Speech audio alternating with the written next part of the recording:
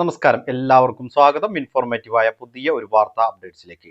കെട്ടിട നിർമ്മാണ തൊഴിലാളികളുടെ തടഞ്ഞു വെച്ചിരുന്ന അവരുടെ പെൻഷൻ തുക 5 മാസത്തെ അക്കൗണ്ടുകളിലേക്ക് കൈമാറി എന്നുള്ള വിവരമാണ് ഇപ്പോൾ ലഭിക്കുന്നത്. നമുക്കറിയാം, 18 മാസത്തെ കുടിശ്ശികയുള്ളതിൽ നിന്നാണ് ഇപ്പോൾ 5 മാസത്തെ തുക വിതരണം ചെയ്തിരിക്കുന്നത്.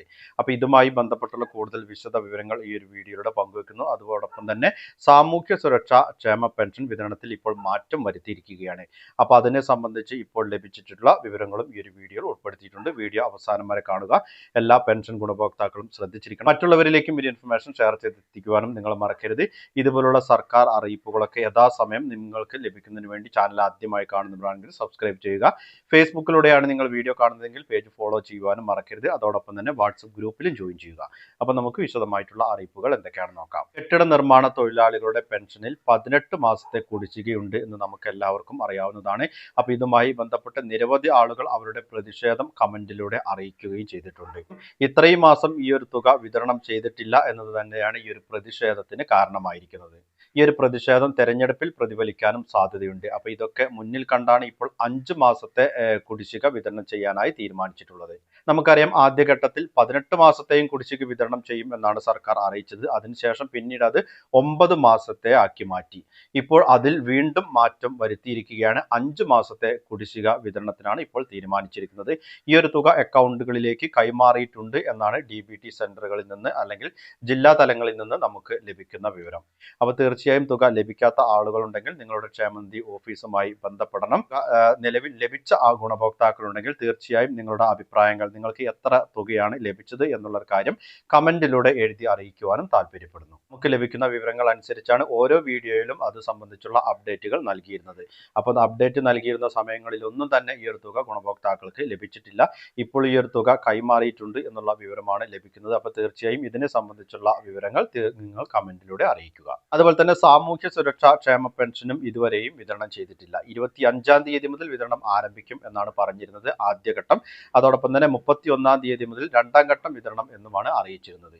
എന്നാൽ ഇതുവരെയും ഈ ഒരു തുകയുടെ വിതരണം ആരംഭിച്ചിട്ടില്ല.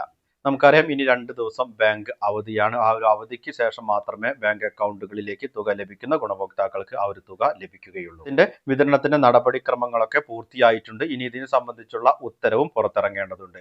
ആ ഒരു ഉത്തരവ് ഇറങ്ങിയതിനു ശേഷം 31-ാം തീയതി മുതൽ ആദ്യഘട്ട വിതരണം ആരംഭിക്കും എന്ന് തന്നെയാണ് ഇപ്പോൾ പ്രതീക്ഷിക്കുന്നത്. അതായത് മാർച്ച് മാസത്തിൽ തന്നെ തുക വിതരണം ആരംഭിക്കും എന്നാണ് സർക്കാരിൽ നിന്ന് ഇപ്പോൾ ലഭിക്കുന്ന വിവരം. നമുക്കറിയാം, തിരഞ്ഞെടുപ്പ് കൂടി മുന്നിൽ കണ്ടാണ് 2 മാസത്തെ തുക വിതരണം ചെയ്യാനായി തീരുമാനിച്ചിരിക്കുന്നത്. അപ്പോൾ തിരഞ്ഞെടുപ്പിന് ഇനിയും ദിവസങ്ങൾ ബാക്കിയുണ്ട്. അപ്പോൾ അതിനോടടുപ്പിച്ച് ഈ ഒരു തുക ഗുണഭോക്താക്കളുടെ കൈകളിലേക്ക് എത്തിക്കുവാനുള്ള ഒരു ശ്രമമാണ് സർക്കാർ നടത്തുന്നത്. മാർച്ച് മാസത്തിൽ തന്നെ തുക വിതരണം ആരംഭിക്കുകയാണെങ്കിൽ 31-ാം തീയതി ആദ്യഘട്ടം ഈ തുക അക്കൗണ്ടുകളിലേക്ക് ലഭിക്കും.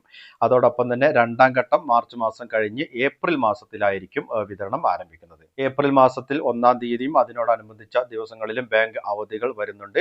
അപ്പോൾ അതിനുശേഷം 3-ാം തീയതിയോ 4-ാം തീയതിയോ ഒക്കെ ആയിരിക്കും 2ാം ഘട്ട വിതരണം ആരംഭിക്കുന്നത്. എന്നിരുന്നാലും തിരഞ്ഞെടുപ്പിന് മുൻപായി തന്നെ 2 മാസത്തെയും തുക ചേർത്ത് 4000 രൂപ ഗുണഭോക്താക്കളുടെ അക്കൗണ്ടുകളിലേക്കും കൈകളിലേക്കും ലഭിക്കുകയും ചെയ്യും.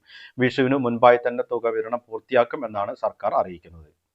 ജനങ്ങളുടെ ഒരു പ്രീതി സമ്പാദിക്കുക, അതോടൊപ്പം തന്നെ അത് തിരഞ്ഞെടുപ്പിനെ സ്വാധീനിക്കുക തുടങ്ങിയ കാര്യങ്ങളൊക്കെ ലക്ഷ്യം വെച്ചുകൊണ്ട് തിരഞ്ഞെടുപ്പിന് മുൻപായി തന്നെ ഈ ഒരു ക്ഷേമ പെൻഷൻ, അതുപോലെ തന്നെ മറ്റ് സാമൂഹ്യ ആനുകൂല്യങ്ങൾ തുടങ്ങിയവയും ജനങ്ങളിലേക്ക് എത്തിക്കുക എന്നുള്ളത് തന്നെയാണ് സർക്കാരിന്റെ ഒരു തന്ത്രം. ഒരു മാറ്റം ആഗ്രഹിക്കുന്ന ജനങ്ങൾ തീർച്ചയായും ബുദ്ധിപൂർവ്വം നിങ്ങളുടെ സമ്മതിദാനാവകാശം ഉപയോഗിക്കണം. പരമ്പരാഗത രീതി മാറ്റി, അതായത് രാഷ്ട്രീയം മാറ്റിവെച്ച് നിങ്ങളുടെ മണ്ഡലത്തിൽ നിങ്ങൾക്ക് ഉപകാരപ്പെടും എന്ന് തോന്നുന്ന, നിങ്ങൾക്ക് വേണ്ടി ഊർജ്ജസ്വലമായി പ്രവർത്തിക്കും എന്നൊക്കെ തോന്നുന്ന, കേരളത്തിൽ ഒരു മാറ്റം കൊണ്ടുവരാനൊക്കെ സാധിക്കും എന്ന് തോന്നുന്ന ഒരു ജനപ്രതിനിധിയെ വേണം നിങ്ങൾ വിജയിപ്പിക്കാൻ. പരമ്പരാഗത രീതി എന്നൊക്കെ പറയുമ്പോൾ സ്ഥിരമായി വോട്ട് ചെയ്യുന്ന ഏതെങ്കിലും ഒരു രാഷ്ട്രീയ ആഭിമുഖ്യം ഉണ്ടായിരിക്കും. അപ്പോൾ അത്തരത്തിലുള്ള ചിന്തകളിലൊക്കെ മാറ്റം വരേണ്ട സാഹചര്യം നിലവിലുണ്ട്. ഒരു കേരളത്തിന്റെ സമഗ്ര മാറ്റത്തിന് വേണ്ടി നമുക്ക് ഒന്നിച്ചു നിൽക്കാം എന്ന് മാത്രം ഈ ഒരു അവസരത്തിൽ പൊതുജനങ്ങളെ ഓർമ്മിപ്പിക്കുകയാണ്. അപ്പോൾ തീർച്ചയായും എല്ലാവർക്കും ഈ ഒരു വീഡിയോ ഉപകാരപ്രദമായി എന്ന് വിശ്വസിക്കുന്നു. മറ്റുള്ളവരിലേക്കും ഈ ഒരു ഇൻഫർമേഷൻ ഷെയർ ചെയ്തെത്തിക്കുവാൻ നിങ്ങൾ മറക്കരുത്. പുതിയൊരു വീഡിയോയിൽ വീണ്ടും കണ്ടുമുട്ടാം. അതുവരേക്കും അനൂപ് സൈനിങ് ഓഫ്.